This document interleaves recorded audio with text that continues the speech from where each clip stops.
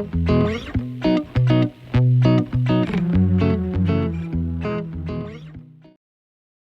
hopefully people can see this now. Yeah, sure. Crystal clear.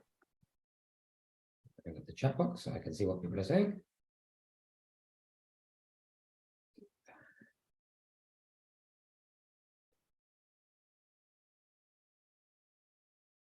Okay, thank you so much, Mohammed, for inviting me to be a part of this, as I said, fantastic conference, and for giving Macmillan such a wonderful introduction this afternoon. As you said, it's not the first time we've collaborated, and it's always been such a pleasure to work with you. And it won't be the last, I'm sure. I'm sure there's going to be many, many opportunities in the future where we're going to get to work together, hopefully soon. I will be in touch.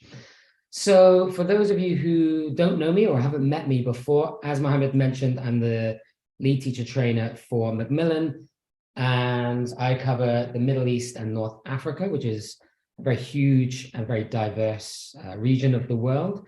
And it's such a wonderful part of the world to get to work in. I have so many fantastic colleagues based in Egypt and Jordan, Saudi Arabia, and I get to travel quite extensively. You also mentioned that my training is not just as an educator, but as an anthropologist as well. So I'm really interested in development. I'm very interested in learning about sociology, psychology, the way that people learn, the way that people interact, and the way that we're all connected within the world, and how we make something of ourselves within the world. It's really interesting to me, the way that humanity plays out differently in different parts of the world. And I'm going to draw on a little bit of that probably in this session as well. But my role in Macmillan Education is to help teachers advance teaching and learning. And we use that word advance because we're not starting from scratch. We are helping teachers who are already on their pathway. And that's why I chose the word advancing for this particular presentation, because we think of leadership, certainly when we think of children, that we're starting from scratch, especially in schools. But actually, each student will be on their own leadership pathway. There will be, maybe they haven't developed the skills very much at the moment, and we're helping them in the early stages. Maybe some of them have developed in more ways. But there is some way along this leadership pathway. So I wanted to call it advancing leadership rather than just creating leaders or developing leadership. We're advancing them as leaders. And I want to relate this back to a session that was run yesterday by Harry Waters, which was about creating change makers. If you watched that one yesterday, I was there. And if we want to create change makers, I think this aspect, this idea of creating or instilling leadership skills and attributes, is a key component of that movement, of that transition for students. If we want them to create change, we need to give them opportunities to be able to speak out, take control, make decisions, all of these types of things. It was a great session yesterday. You guys were talking about communities, so I wanted to take a brief section, a minute, just to explain about what the Academy is, this professional development academy. It is a community-based academy for teachers in the Middle East and North Africa. It's something that I set up and run within the Macmillan Education platform. And it's to help teachers with all aspects of teaching and learning. It can be inclusivity, it could be global skills, critical thinking, even just regular, how to teach students writing skills, for example. And we have a website. At the moment, I'm building it, and I get so many of these conferences that I don't have much time. As teachers, we're always very busy, but we're filling it up bit by bit. Probably the best part of that website at the moment is our monthly newsletter. So if you want to find out all of the professional development opportunities and activities that we have within Macmillan Education and the Academy, go to the homepage on the website and subscribe to the newsletter. It's just your name and your email address. And then every month, I will send you, maybe the microphone's not very good. Hang on a sec, let me turn it up. Every month, I will send out a newsletter that lets you know everything that we have going on. Okay, and you can join any of our community on Facebook. We are on LinkedIn. You can connect with me on LinkedIn, and you can find out all the things that I'm doing there as well. I'm pretty active there, so join us there. The next activity that we have going on within Macmillan and the Academy is the Global Teachers Festival, which is 2 full weeks of professional development sessions, which is running from Monday. It kicks off on Monday, and it's going to run for 2 weeks, 13th to the 24th of February. So you can either scan that QR code and register, or you can go to macmillanenglish.com/GTF, Global Teachers Festival. You can do that in your own time if you want, and you can register for any of the sessions that are of interest to you. They cover pretty much every aspect of teaching and learning, and they cover every segment. So whether you're teaching kindergarten or whether you're teaching teenagers or adults, there's something in there for everybody. So definitely go in and have a look at the Global Teachers Festival. Register for the things that are interesting to you. So that's a little bit about what I do and the community that we have, the platform that we have to help you with your professional development. Okay, so on to today, we're going to be looking at leadership, and these are the areas that I want to look at. So what is leadership? I'm not going to spend too much time on that, but why is it important to us as language teachers? Why are we not just teaching our students vocabulary and grammar and skills? What is this what is the importance of student leadership? What benefits can it bring to our students and their overall development? And at the end, I will look at some things which we as Macmillan Education can help to support you and your students in that development. Okay, so I'm going to start with an activity. So I'm just going to give you one word, which is leadership. And I want you to scan this QR code. I haven't done one of these for a while, but I'm a very visual person. I like to see things kind of collectively. So rather than just everybody writing in the chat box, I thought I would make a nice pretty word cloud, because we do like word clouds, don't we? So scan the QR code, and you can use that entry code. And all you have to do is think of keywords for skills or attributes or qualities, which you think of when you think of leadership. So I'm going to give you, let's say, 30 seconds while I drink some tea. And in fact, I will see if anybody's kicking off with that. We've got about 60 people in the room, so we should get some word cloud going on. Let's see. I'm going to head over.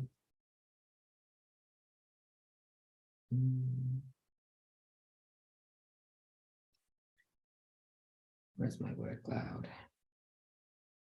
Yes, I can see some word. Good. You can write up to 5 words. And we got some in the chat box as well, creative. Over on the page, we've got visionary, wisdom, power, flexibility. I'll give you a few more moments. You can write as many words as you want. If you have not, if you're on your phone, you might want the link, right? Maybe I'll put that in the chat box. Oops, let's share that. Let's share that link. Here, if you want another way in the chat box, you've got something now. Lots of things coming up here now. Critical thinking, decision making, which is a good one. Problem solving, resilience, good.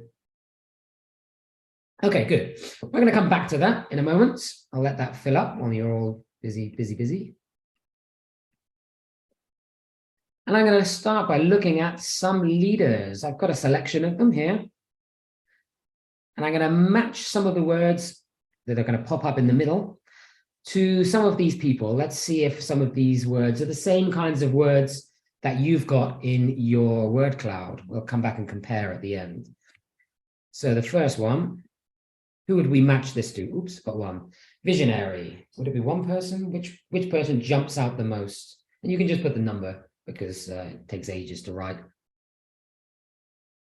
What about visionary? Who might be visionary in all of these? Number 1, Gandhi. Yeah. 8 and 5. Oh, I need to move the chat box now because I've put it too big. We've got Einstein, Stephen Hawking, a couple of people going for Gandhi, Mandela. Okay, yeah, visionary. Yeah, visionary in different ways, right? I think. What about tolerance? Which one makes you think of this?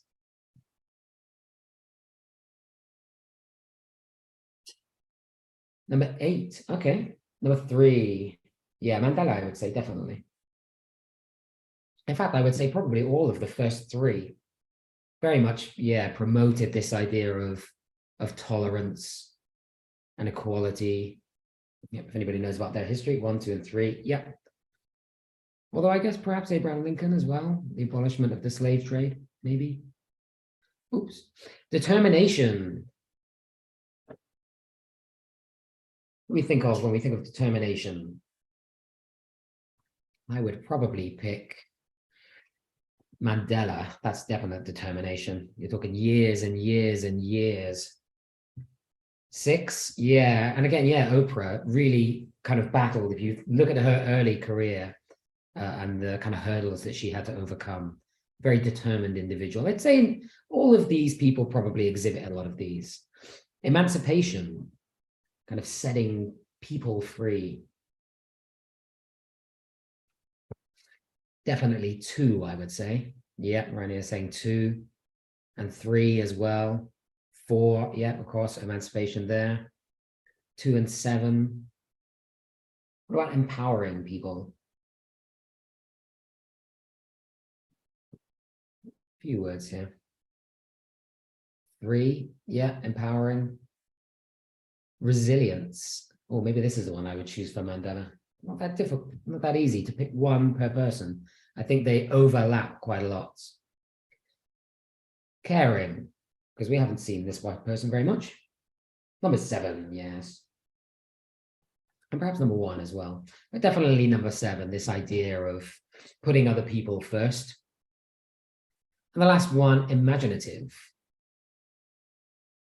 Yeah, somebody's coming in and saying all. I think they could be all. Number 5, okay, yeah. And I think for resilience, I think Stephen Hawking definitely shows a huge amount of resilience. Yeah, all. I think all of these people, all 8 of them, could be considered leaders. They can all be considered kind of visionaries. And they probably all encapsulate a lot of these qualities that we've got on the screen in front of us.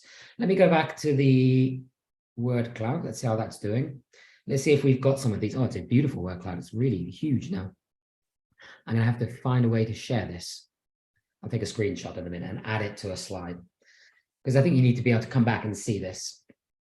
Okay, so we've got these qualities, imaginative, we've got visionaries, we've got people who are empowering, all of these types of qualities that we think of when we think of great leaders, good leaders. So when we think of some of these qualities, and again, I will share that word cloud, a lot of these qualities that you've come up with make for good student leaders. So we've got this idea of people that inspire, like this, people that can engage others, that ask questions, that listen. Good leaders are usually very good listeners. They don't just tell people what to do. They engage with people. They take their opinions on board. They learn how to negotiate. They build trust. They have integrity, honesty. They know how to empower others. They're interested in other people. They learn from them. Again, part of that listening, being able to identify with others. And then this idea of sustaining, this idea of facilitating, providing, again, platforms. When we were thinking about those professional development communities, it's all about providing people with platforms. And I guess that's what Educast Mohammed is doing. We can consider him to be exhibiting these leadership qualities because he's done something. He's innovated and he's created a platform that's allowed other people to share, to learn, all of these types of things. So we've got leadership qualities right there. Now, we think of leaders certainly within adults a lot, but our students can be practicing a lot of these skills as well. So I've got another question for you. Before I do that, this question: are some students just natural leaders? You can use the chat box for this, because this is an interesting question when it comes to leadership development. Are some students just natural leaders? Sometimes it feels like they are, because, oh, someone's saying big, bold, yes, yes, yes, yes. Okay, people very much agreeing that there are some things as natural leaders. I'm going to be a bit devil's advocate. I'm not sure that people are natural leaders. I think some people have a natural inclination to try to influence their environment. Some people are very passionate about particular things, and then they try to draw people into that. Sometimes they're born into a culture that nurtures leadership. It's very much about your environment. Yeah, I think so. So it's not that you're a natural leader, but there's things within your environment that allow you to be able to show those leadership qualities. But, oops, as this guy says, leaders are not born, they're made. We make leaders. And the leaders that we often interact with have been in a position where they're allowed to flourish. They're given that positive mindset. They're taught basically a growth mindset. You can do this. You can change this.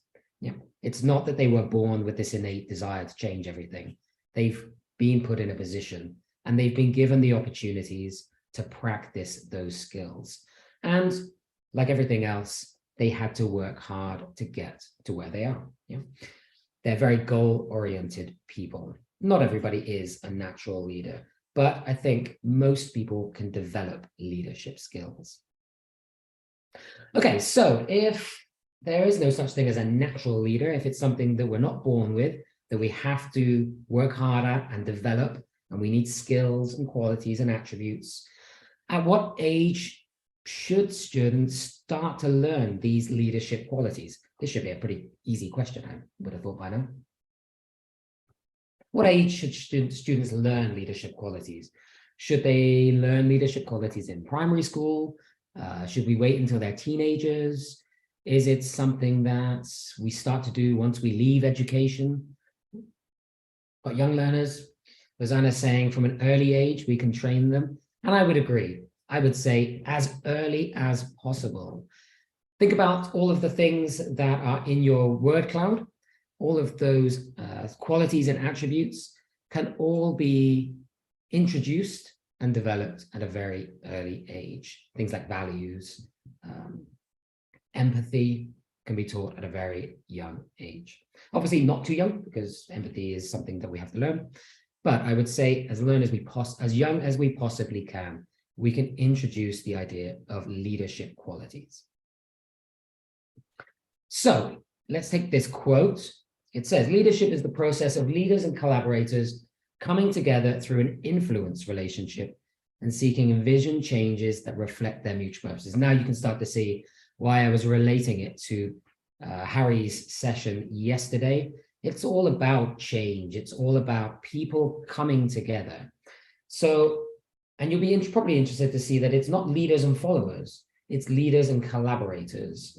So if we think about the difference between a leader and a manager, you can be a manager, you can set goals, you can make people work towards those goals, set tasks for other people, but that doesn't necessarily make you a leader.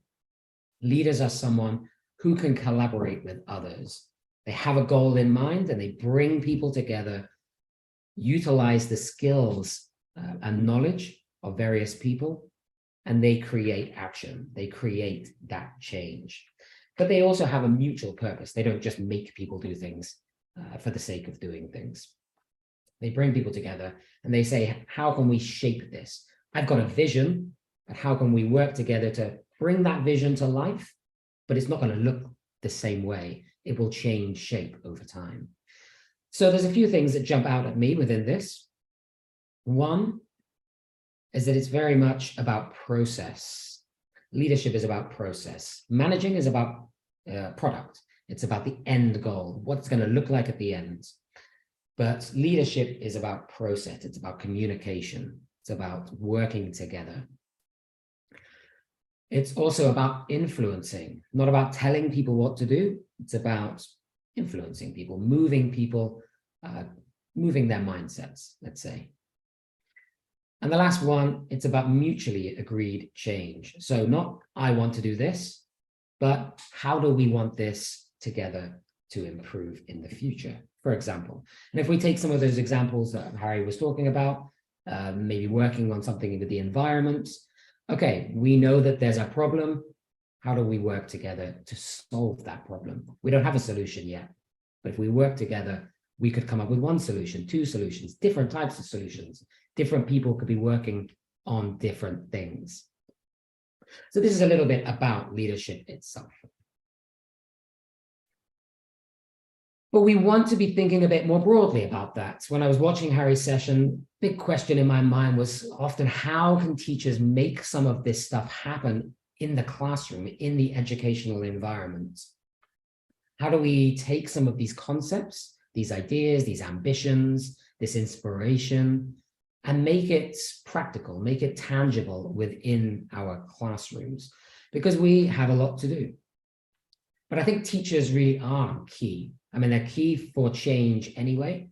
Teachers do two things. They inspire and they provide students with opportunities to practice knowledge, skills, and what they can do with that outside of the classroom. So we know how important teachers are for both of these aspects, preparing students, giving them opportunities, but also inspiring them at the same time. And we inspire them through role modeling. We inspire them through the content that they engage with, all of these types of things. So we're continuously influencing our students all the time because we are leaders, let's face it. But teachers have a lot to do. Here's a student. And if we think about your classrooms, you don't just have one, you may have 12, you may have 15, 20, 25, 40, 50, 70, 80, I've even heard of in this particular region. Teachers with classrooms of 80 students. And you've got loads of things that you have to do. Of course, we're language teachers. We need to teach them vocabulary, otherwise they don't know any language at all. We've got to teach them grammar. We've got to focus on developing their skills, listening, speaking, reading, writing. Within that, we've got loads of things to do. We've got phonics, we've got spelling. Within each of these skills, there are loads of things that we have to do. Listening for gist, reading for detail, all of these types of things, pre-reading, post-reading. And then you've got other things that come around that as well that we're now focusing on. Digital skills, using technology, practicing critical thinking skills, learning about Bloom's taxonomy. Am I focusing on their social and emotional development? Beyond that, we've got even more things. We've got lesson planning to think about. We've got assessments to plan, and so on and so on. We could keep mushrooming this out with all sorts of words that teachers have to do. We have a lot on our plate to be thinking about. So how do I think about leadership and developing these life skills at the same time? It's not that easy. It's all very well to come to a conference and say, yes, this is fantastic. I really agree that we should be developing students as change makers, developing students as leaders, making it happen within the time restrictions and the other objectives that we have to get through, I think are not that easy. So we have to integrate a lot of these things into things that we're already doing. So when I think about, well, how can teachers support leadership development in the classroom? I mean, the first thing is we need to talk about it. And I think that was a key message that came through from the Change Makers session as well, is that it needs to be a topic of discussion with students. Keep bringing it up with them. For example, what is the difference between a boss and a leader? Do they know? Are they practicing that when they're doing group work, for example? Having those reflective circle times, or at the end of a lesson, you can do activities that look back at perhaps what roles people played within the group. Was there a leader? What did they do? How did they do it? getting students to continually question these things. What's the difference between a good leader and a bad leader? So we looked at some examples of some leaders, but we could have picked other leaders and looked at perhaps some of their more negative qualities, people who instill fear, people who abuse power, all of these types of things. These are things that we don't want to be practicing. So we can talk to students about that. But I think it's really key to provide relevant role models for students. So when I gave you 8 leaders, if I'm thinking about it from the perspective of, let's say, a 10-year-old or an 11-year-old, those people, they're either, some of them are dead for a start, but they're older, they're disconnected, they're not really relevant as role models. They're good role models, and they're certainly good role models for us as adults. But if we think about it from the perspective of a young learner, Einstein, do I really care about Einstein? Probably not. He's not from where I'm from. He's certainly not my age. He's just somebody who's kind of over there. So I want us to think a little bit deeper about, well, what could be a relevant role model? So I kind of trawled the internet. I wanted to have a good think about what a relevant role model might look like.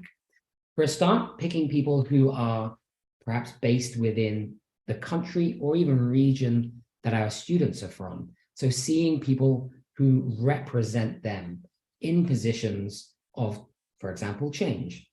So I found this lady, Shema. She's from the United Arab Emirates. She's 30, so she's not that old, certainly a lot younger than I am. And she is the Director of Partnerships and Special Projects for the Ministry of Climate Change and the Environment.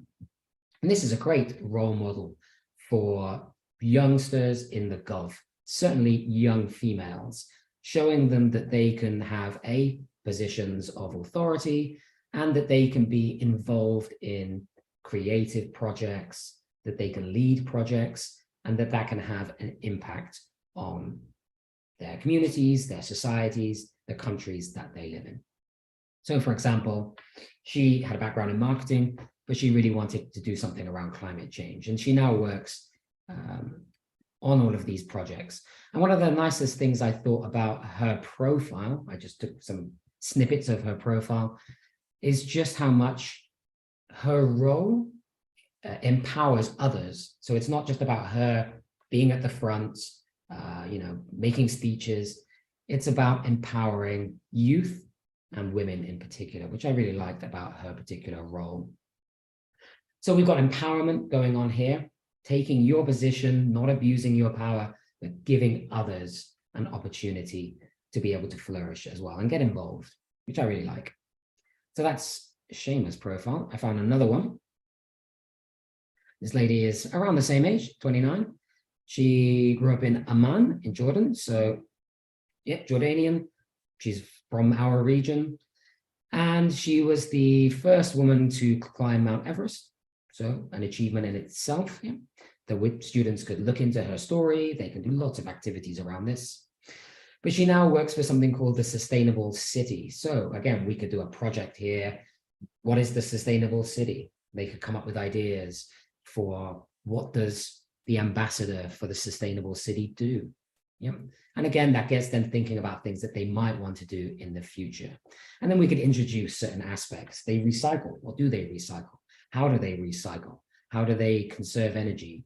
How do they come up with new ideas, technologies?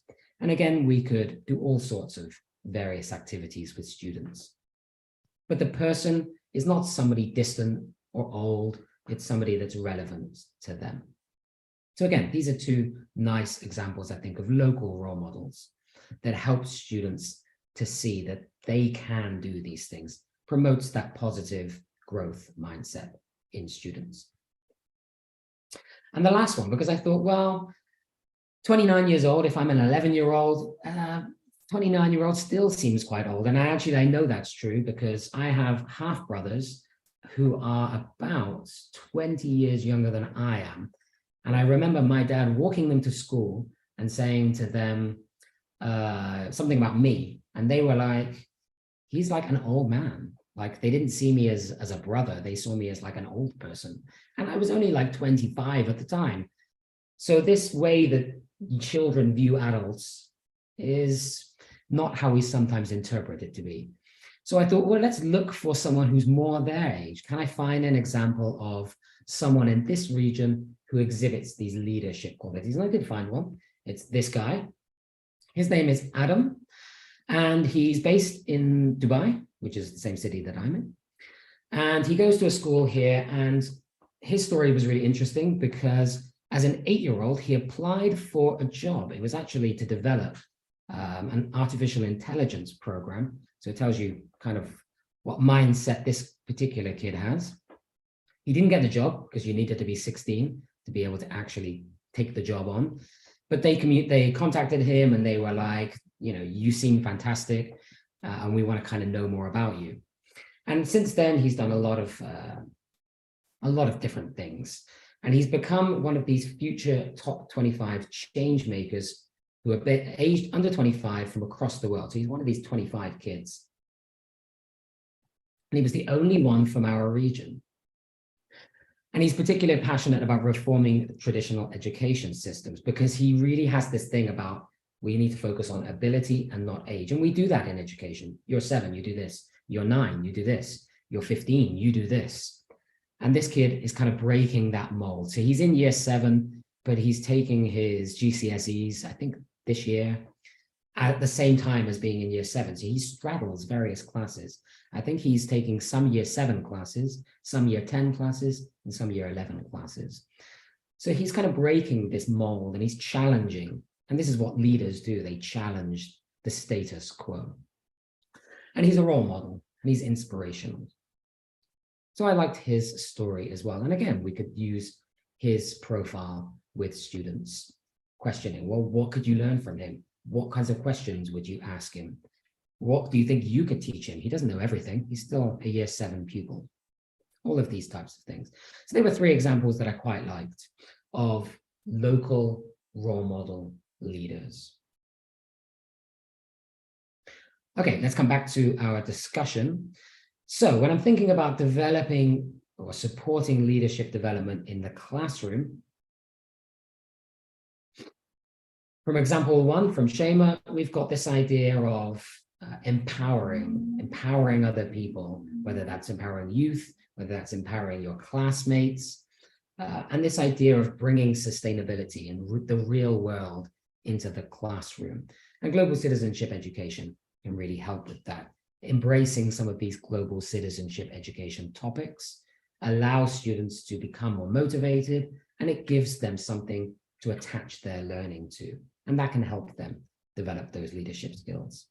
The second one, we had somebody who was very inspirational, very ambitious, showed a lot of determination, a lot of grit, thought outside of the box, but also is connecting what they do to a wider picture, this idea of it being very social and drawing on the ideas of others. And the last one, we had this kid who's clearly very passionate about what he does. He's a very good role model. But really for him, I think the story is about curiosity, instilling this idea of curiosity and maintaining that idea of imagination, curiosity about the world around us, that children naturally have. They have this natural curiosity. How do we embrace that? How do we allow that particular quality to flourish?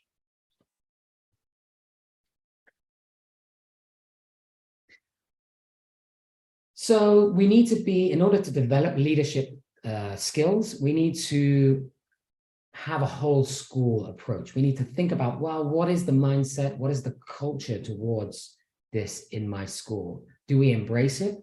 Or are we very functional? Are we very focused on exams? We think about Adam, our role model. He was very much about, we should break down the kind of exam model. We should focus on ability, connecting things to the real world. What is the mindset and culture? Are we open to talk about how we are developing these particular skills with our students? If we've got a whole school, or I like to call it a kind of beehive approach, then we have things like school councils. We can develop leadership through sports. Theatre is a really great way to develop leadership skills, because you don't have to be the leader of the theatre. Everybody has a part to play. Everybody has a role, and your role connects to all of the other roles. That's how we make the theatre come alive. We've got social groups. There's a lot of things around well-being now. So I was looking at a school here in Dubai, and I was looking at their leadership programs. I wanted to see what kinds of things are happening on the ground. So I have an example of that I'd like to show you. But before I do, there's two other things, which is keeping voice, allowing students to be able to speak up, keeping their voice as a priority, listening to what they say, how they feel, taking their perspectives on board. And this is a whole school approach. And this idea of leading leaders, so having a kind of cumulative effect to leadership, not just one leader who's like the one who stands out in the classroom. They always get to take the register to the head of the principal's office. They're always the one that gets to answer the questions. They're always the one that gets to hand out the worksheets, but actually making them take responsibility for creating other leaders so that it becomes a collective effort.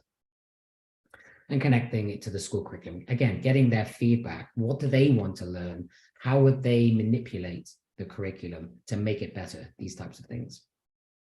And getting them invested. But I mentioned that there was leadership positions, so I didn't want to mention the school itself because that's not fair. But I was looking at some of the things they've got and how it's changed over the years. So we now see things like well-being leaders, groups of students who take responsibility for the well-being of students and teachers, perhaps, across the school. What well-being initiatives can they come up with? They have to come up with perhaps monthly activities, or they can run assemblies, all these types of things. And they've put eco-warriors, but I think they're actually just thinking about ways that they can improve the school environment. So they have to reflect upon the school environment. Is it inclusive? How can we improve it? How can we make it greener? All of these types of questions that they can ask. Not just having that as individual moments in a lesson, but actually creating groups, allowing students to get involved and to be able to come up with a variety of ideas. So that's the whole school. And within that, we've got our own classroom. So we've kind of mentioned this idea about having a whole child approach, not just focusing on the language objectives, but thinking about that more holistically. Are we focusing on their social and emotional developments? Are we thinking about well-being? Are we promoting this idea of an inclusive classroom? How am I promoting that? Making sure that everybody can flourish. Providing opportunities for them to be able to practice these qualities. So setting up activities that allow them to practice certain skills is really important. And we can start small and scaffold those qualities. We can't just expect students to just be able to do them. We need to give them opportunities within the activities that we set up for them to practice that. For me, I think project-based learning is a really nice one for that because it does get students interacting, communicating. They have to work as a team. They might have to solve a problem. They might have to complete a task. Yep. So they get to practice these types of skills, how to share values, how can I take other people's points of view on board, all of these types of things. And if we connect the project to real life, we can practice those global citizenship skills at the same time. But the last one is the one I really want to highlight because I feel like sometimes things become very individual. Schooling itself, we're going to complete the units. How did you do? We're going to complete a project. How did you do? What grades did you get? How are you progressing? But I think actually students need to develop collective expectations as well. And by that, I mean, do we give not just praise, but is there recognition of helping other students to achieve as well? So not just did you achieve an A+ or did you achieve 10 out of 10, but how can you help somebody else get from a 6 to an 8 or get from a C to an A? This will help students to practice developing leadership skills, I think. And there are lots of opportunities, I'm sure, for that. I wanted to come up with some examples because a lot of this we can actually tie to the activities that we do in the classroom. So we're not just teaching them, here's a flashcard, it says turtles, everybody say turtles. It begins with a T, so we practice the phonics, but actually contextualizing our language, showing students that that language exists outside of the classroom and that it helps us to connect with other people on things that we're passionate about. Do we want turtles to eat plastic bags? No, we don't. We can do stories with them about that. And then we want to send them out to be thinking about the world around them. How can you get involved? These types of things. And likewise, for this example, this is for primary, lower primary. So again, like we said, introducing it at a very young age. Imagine bringing that imaginative, creative aspect that they're very good at. What would a world without trees look like? What would a world without plants or bees or birds look like? And again, it's a round table, they work together, there's discussion, they're using the language, but it's not just, we're going to teach you the words, we're teaching you the grammar. They're using it for something meaningful, and they can, again, reflect on their own environment, and they can compare their environment to another environment, for example. And there's lots of other things. I have plenty and plenty of examples. I think stories are a great way, not just showing them language, but getting them to think. Critical thinking can come in here. Is this like your environment? All of these types of things that we can do. We've got values embedded within the stories itself. These are all examples from Macmillan resources, for example. Stories are a good one. We focus on non-fiction a lot, but actually, sorry, we focus on fiction a lot, but we need to do non-fiction with them as well. Factual stuff, getting them to question the world around them. So again, we're not just learning labeling on a worksheet, parts of clothing. We're thinking deeper about, where do your clothes come from? How are they made? What can we do with them? And again, embedding these ideas of upcycling, recycling, reusing, who has what, where does it come from? And students will love to get involved in these types of almost mini projects, I think. And if they get older, when you get into kind of upper primary, we can be doing it in a more academic way. We can structure it out for them, get them to plan, get them to create, get them to model a project. And again, we've got presentation skills here as well. So very academic, but connected to the world around them and giving them lots of opportunities to practice a lot of those skills. I know we're coming to the end, so my last 1 or 2 minutes is a bit about how can we support leadership development beyond the classroom. So we've got the classroom itself, we've got that within the context of our school. We're doing really well. I work for ABC School, and we're promoting it in the classroom. We're promoting it across the school. How can I then extend that? How can I connect my students with students beyond their immediate environments? Because that's how they're really going to learn about the world around them, is connecting them to people who are totally different from themselves. So we at Macmillan have come up with something to help you to be able to do that. It's called Advancing Futures. And it's taking these areas, sustainable development goals, global citizenship education, diversity, equity, and inclusion. And it's saying, how can we help students to develop in these particular areas? And how can we provide a platform for students to be able to showcase the things that they do? So we've come up with something called Change Makers and the Change Makers World, which is going to be launched at the Global Teachers Festival, if you can remember the dates for them, 13th to the 24th. And on the 24th, we're launching the Change Makers World, which is a platform that students can upload their ambitions, their projects, any work that they do to help inspire students from other parts of the world. So the website will look like a globe and you'll be able to click. So let's say I'm Nathan, I'm a teacher, I've got students in Dubai. You'll be able to click on Dubai, you'll be able to see me or one of my students, and you would click on it and it would have a profile and it would say, we came up with this project. It was about a turtle rehabilitation project that we worked on here in Dubai. We did something in the classroom, we came up with a project, and this is what we did, and this is what we discovered, this is what we learned.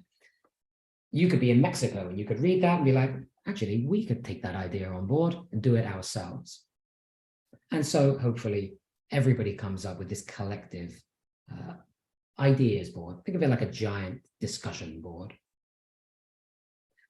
If you want to get involved in that, we are launching it at the Global Teachers Festival. So attend the Global Teachers Festival, but also connect with me on LinkedIn because I will be posting some things about it so that you can get involved.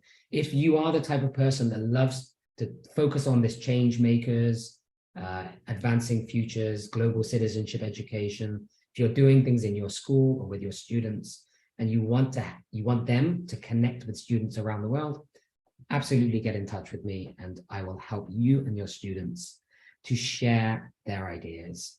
And hopefully, as Harry said, we can make the world a better place by working together. I raced through that and I squeezed it into 45 minutes.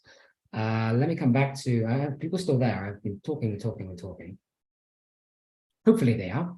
Where's everybody?